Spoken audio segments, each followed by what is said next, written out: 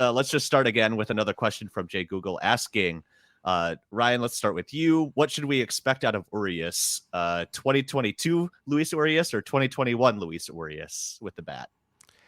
Yeah, I mean, the thing is, a big part of the difference for him was the offensive environment, specifically the baseball, changed. And really, if you look at like his underlying compared to the league numbers, they aren't that different. That's the strangest thing about Luis is that it really isn't. It isn't a huge difference, except that the baseball and like the run environment changed. And so it's really hard, like, because people will look at it and they'll say, okay, well, the difference is, his batting average dropped from 249 to 239, the on base percentage dropped from 345 to 335, the slugging from 445 to 404. But really, most of that comes down to just like the change in the league. He was 12% better than league average in 2021, and he was 10% better than league average in 2022. And I think part of this, too, the impression was created early, and Urias actually ended the season really strongly. He was one of the best hitters down the stretch for the team in September and October. So he kind of did some rehab to his season numbers down the stretch there.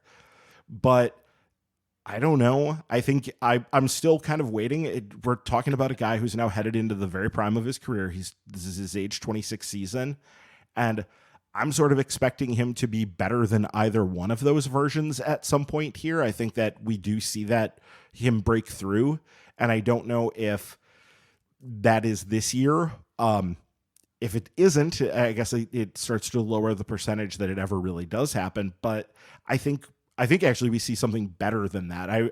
I would take the over on 112 OPS plus, which is to date his high.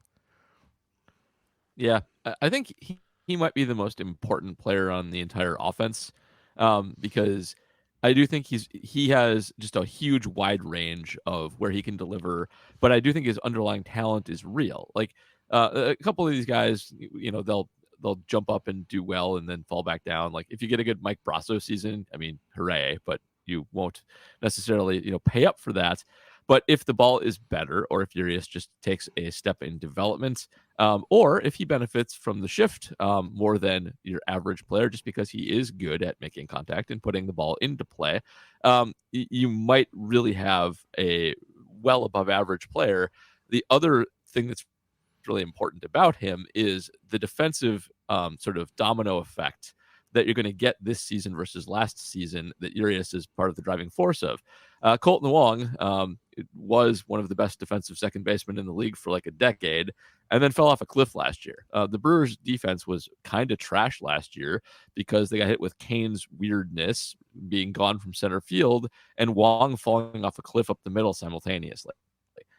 Those problems are fixed. This defense should be, I think, quite a bit better. And if Urias can bring bat to an even average second base glove, and I think he's better than that, he can be a special player, and I think he probably will be. I actually like him as a bounce back candidate for ball reasons and for just the offense going in more of a Urias direction anyway.